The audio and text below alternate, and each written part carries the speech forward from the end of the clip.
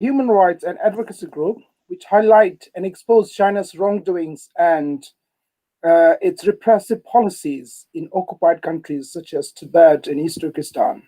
Today, I'm once again joined by Mr. Burzine Waghmar, an expert in Central Asia from the School of Oriental and African Studies, University of London.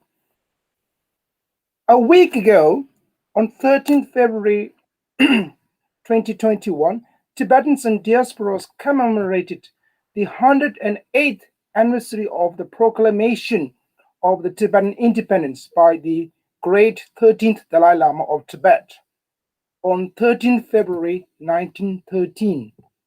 In Tibet's history, foreign powers invaded this Buddhist landlocked country from time to time. The previous 13th Dalai Lama had to flee Tibet and went into exile in India in 1910 and stayed there for over 2 years.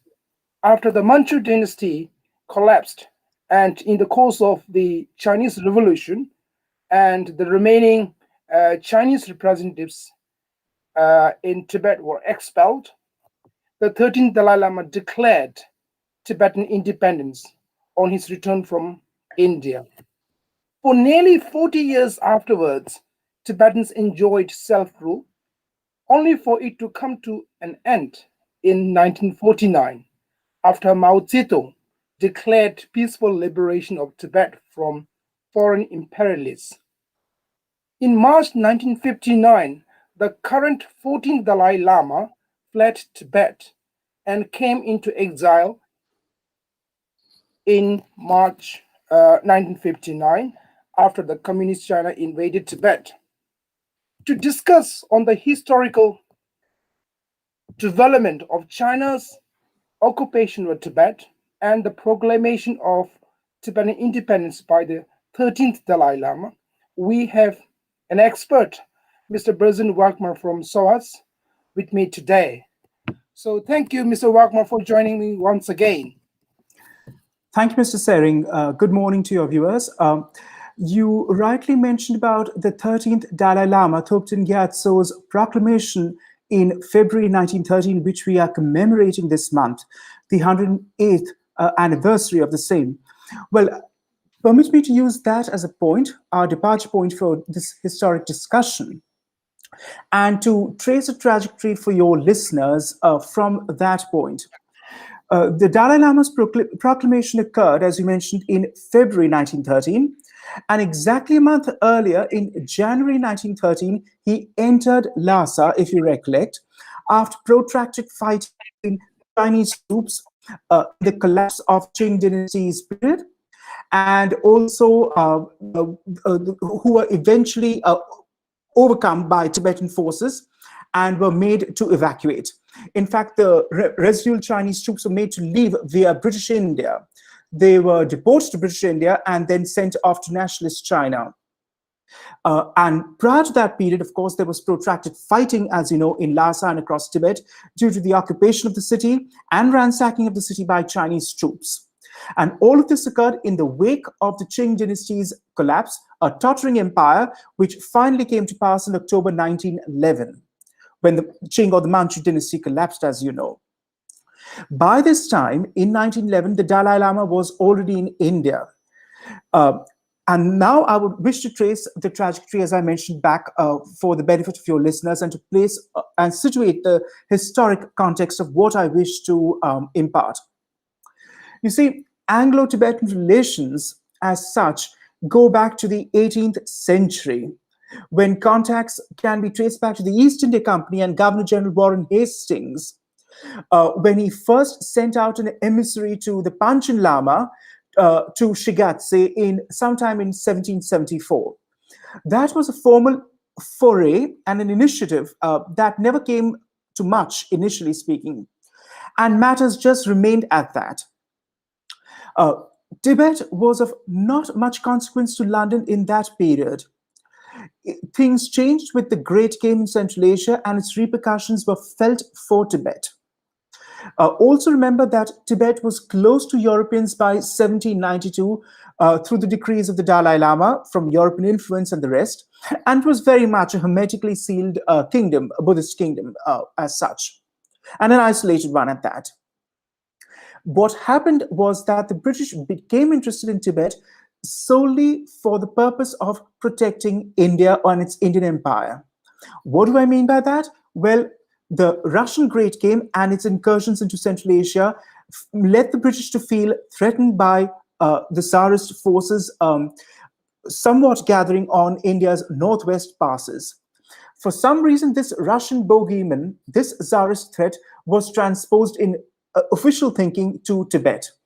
And this happens sometime just before Lord Curzon comes to power as Viceroy.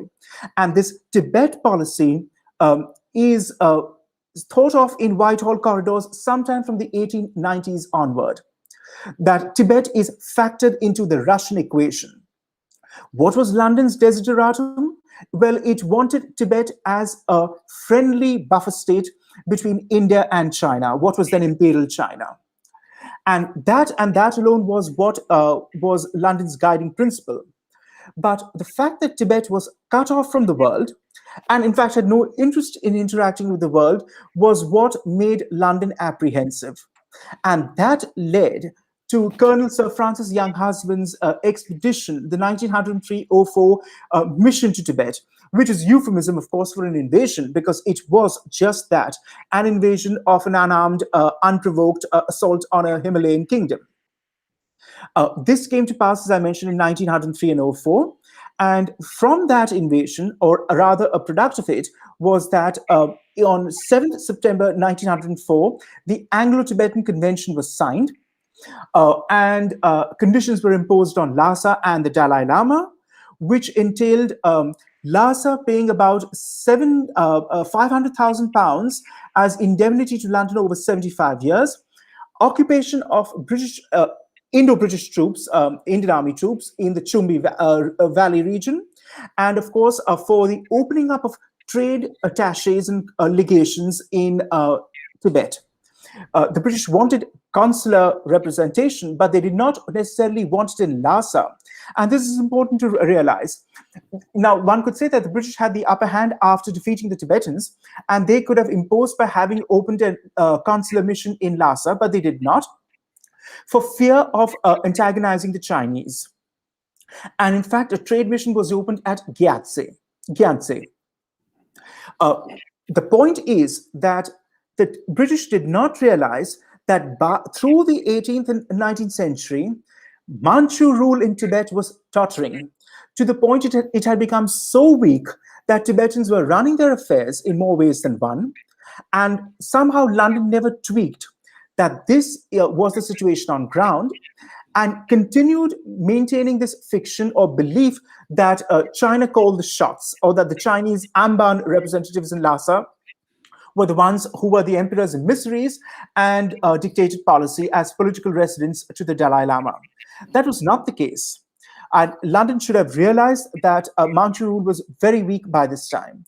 In fact, the Younghusband invasion of 1904, if anything, strengthened China's hand in order to concentrate yet again on its western frontier and on its Tibetan frontier zone to strengthen its borders from invasion of foreigners.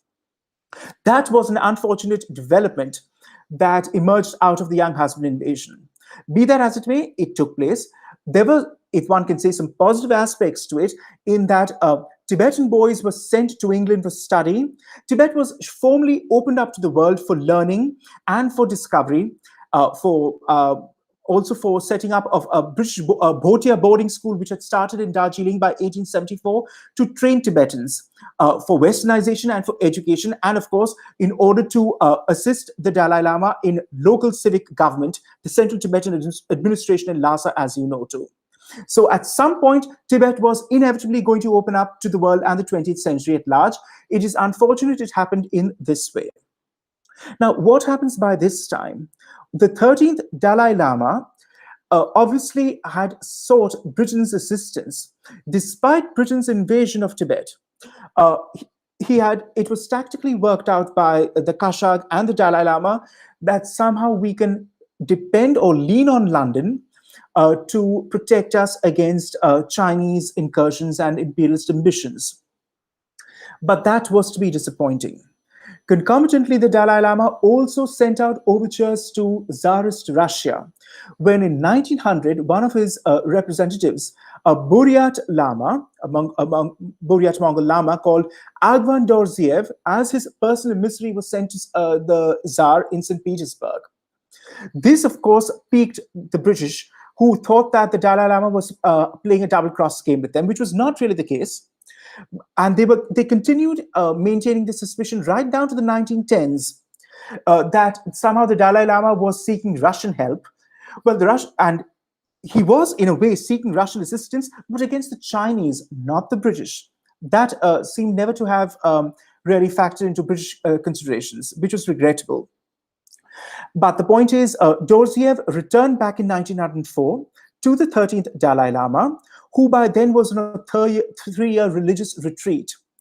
And he, as per the Nechung oracle, which was invoked at this time, the Dalai Lama formally came out of this retreat phase and set out for Mongolia because of the deteriorating political situation. And so he did for a while, and he camped just outside Mongolia and stayed there for a while. This was and what was to be just a brief interlude turned into a 5-year exile until the Dalai Lama returned back to Lhasa and to Tibet on Christmas Day 1909. Much had changed by then, as you can imagine. The local Lhasa representatives, and notwithstanding rivalries with the Panchen Lama, some of whom were cooperating with the Chinese emperor and the Amban representatives, and there were some Tibetans who had, of course, been coerced into the Chinese administration in the Dalai Lama's absence, had obviously changed the political scenario, of which the Dalai Lama was not privy during his exile. And he came to realize that, much to his disappointment, that despite being a titular head, his powers were very much constrained. Be that as it may, he returned, as I mentioned, by 1909. But by this time, in a year's time, almost by February 1910, almost 2,000 Chinese imperial troops were on their way to Lhasa for occupation. This, of course, in turn, imperiled the Dalai Lama's status, which led him to flee at midnight for India. And so he did, leaving in the bitter winter, dead of winter, for Sikkim to reach British India, which was a British protectorate at that time.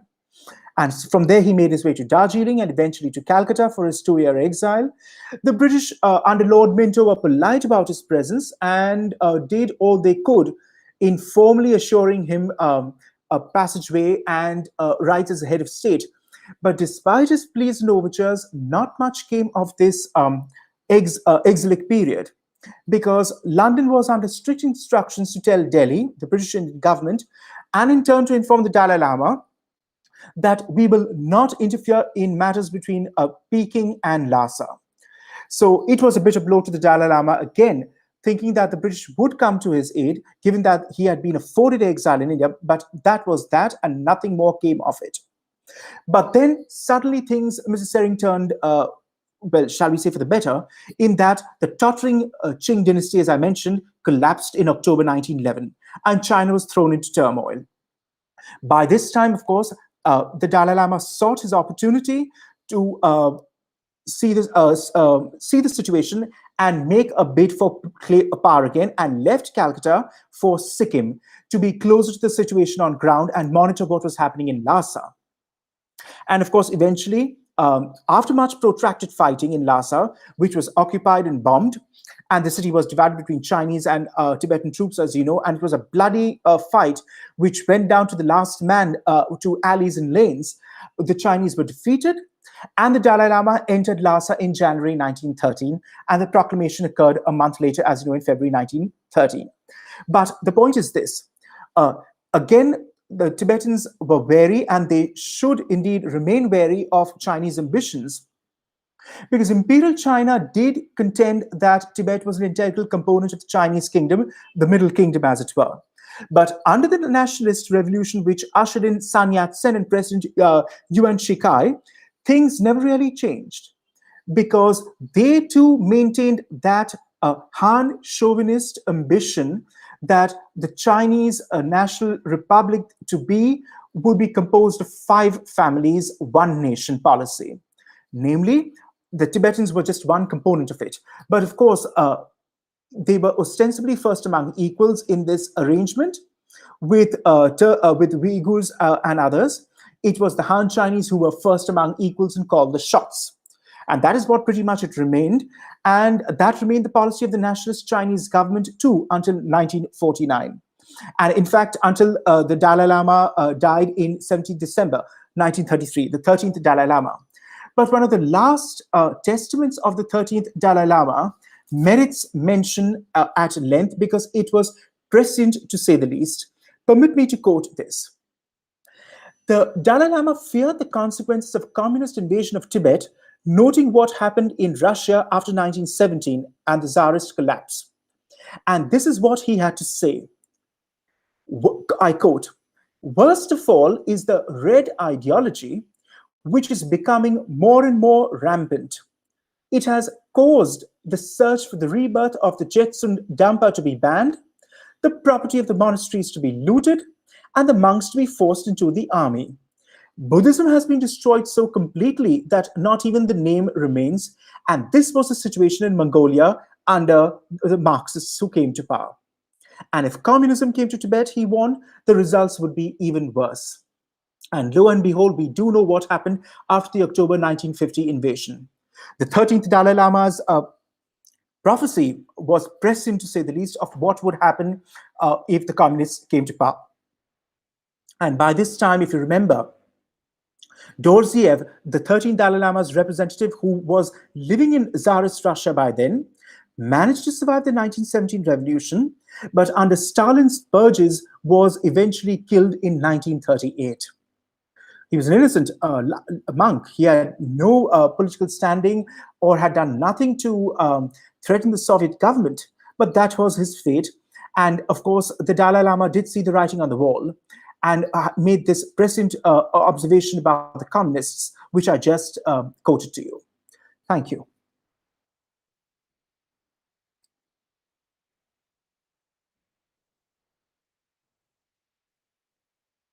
Sorry, can you hear me now? I finished. Sorry about that.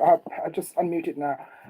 Thank you very much. This is wonderful insight into the development of China's colonization of Tibet, and you taking right back. And Mr. Sering, again, I want to emphasize Chinese imperial policy, imperial China, nationalist China, and Maoist China. They may differ in their political orientations on various aspects and political arrangements and organizations. But when it comes to Tibet, they are all on the same page in containing Tibet, curtailing Tibetan aspirations, and looking at Tibet as a vassalage appendage of China as part of its frontier buffer policy, like Xinjiang. Thank you very much. Thank you very much once again. As you said earlier, the proclamation of the independence of Tibet by the great 13th Dalai Lama occurred 108 years ago on 13th of February 1913. And I remember about 8 years ago, I think Tibetans in exile started commemorating this anniversary, and the declaration of Tibetan independence by the previous Dalai Lama. I mean, still today, Tibetans worldwide continue to observe and this anniversary. Basically, we cannot dilute or ignore the historical facts. And just recently, it's on the Tibetan New Year, Losar, on 12th of February. And basically, it's on the eve of the 108th anniversary event. Tibetan Rangzhen or independence activist called Tenzin Tsuntu, he started on 500 kilometers month-long march from Dharamsala, headquarters of the Tibetan government in exile, to Delhi. His message is simple. repeal one China policy. So he is hoping to take this campaign and urge Modi government, Prime Minister Modi government, to repeal one China policy. And he's urging through this campaign worldwide to repeal one China policy. And here in the UK, Tibetans are now sort of showing solidarity with Tenzin Sintu's campaign, Walk a Mile for Tibet. And in the coming week or so, because 10th of March is not very far from now, Tibetan National Uprising of 1959 in Lhasa. So Tibetans in Paris, they're doing something in America, around the world, for example, in Taiwan as well. So there is this momentum sort of growing to expose China's and made grow from strength to strength.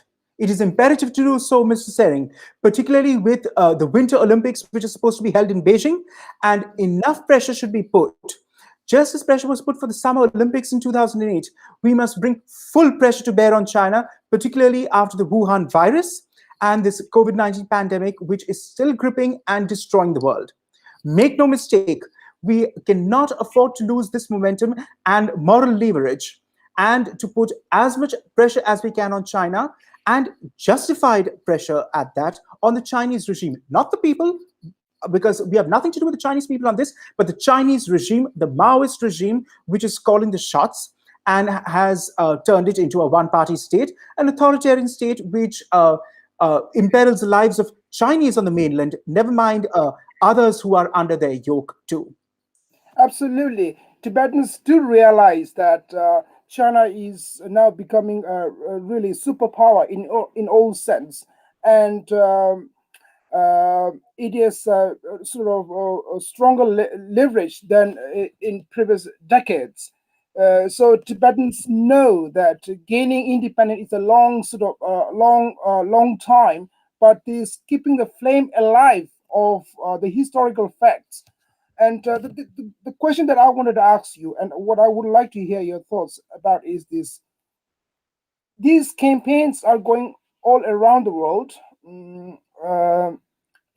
For example, in the UK, Tibetans, should we be asking the UK government, as you dealt on the historical accounts of young husband expedition and so on, should we here in the UK, as well as other governments around the world, asking countries to repeal one China policy when dealing with China, especially in the light of the coronavirus and its cover-ups?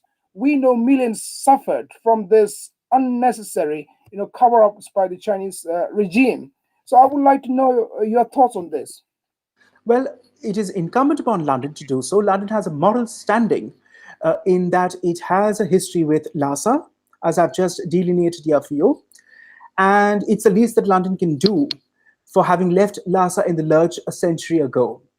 Mr. Sering, the young husband expedition and history is always uncomfortable reading if one really were to take a sober reading of the situation on ground. Note also that the British India Army, which marched into Lhasa and dictated terms to the Dalai Lama and conquered Tibet and opened it up to the world, was made possible also due to the cooperation of the Nepalese, Sikkimese, and Bhutanese in tow with British India. The Bhutanese and Sikkimese, of course, shared Lamist Buddhism with Tibet, but that did not prevent them, due to their own political agenda, in not cooperating with the British, which they did. Tibet, since the 1855 treaty, used to pay a tribute to Nepal and the Nepalese kingdom, and there was a mutual assistance arrangement between the two also, whereby Kathmandu would have come to Lhasa's assistance if Lhasa was imperiled in any way. Kathmandu did nothing of the sort. If anything, it aided and abetted the British, providing passage and assistance, transit to Tibet for the invasion to take place under young husband. So I want to point out that these three players who are involved with Tibet's history intimately also have a walk-on part to play, and did have a walk-on part to play for the successful campaign and the successful invasion of Tibet in 1904. It is therefore incumbent upon them, well, Nepal in this case, which is now under a Maoist dispensation and seems extremely partial and amenable to Beijing's overtures, to realize what is in store if they were to lean too heavily on the administration in Peking. Sikkim, of course, is part of India now, so that's out of the question. Bhutan, of course, also is wary and remains so of Beijing and should do so. And it's a relief to note, I suppose, at one level, that Bhutan seeks India's advice on foreign matters when it comes to dictating its foreign policy. So, of course, that can be assured of on the Bhutanese and Sikkimese front. But, of course, it is Nepal also that should have a moral voice in this situation. Nepal also owes it to Tibet, as does London. That's my point. Because Nepal did aid and abet the Tibetan invasion in 1904. And it's incumbent to bring that to bear on mind. No, most people may not know it, but that is a fact as such. So the One China policy ought to be even repudiated by Nepal. Even if it's a small state, even if it is sandwiched between India and China, has to and is committed to a delicate balancing act in order to maintain its autonomy and strategic policy. That may be so, but it can stand up to China. Nepal has been feisty enough to stand up to India and disagreed with India on numerous occasions. And quite right, so that is Nepal's prerogative to do so as a sovereign state.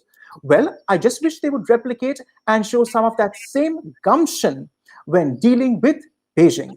If they can stand up to New Delhi, they should also be able to stand up to Beijing. I don't see why not. So the One China policy ought to be repealed, not just by London, but by Western administrations, particularly under Chancellor Merkel, the outgoing Chancellor Merkel now, who has been strongest on asking, putting pressure on Beijing during the Wuhan crisis period, but also on Nepal and numerous other players. Sri Lanka could be another player too, with a moral voice for Buddhism. Why doesn't Sri Lanka also speak? And it need not be in hock to Beijing just because of the BRI initiative, which of course in any case is now, much to its immense alarm in private Sri Lankan circles.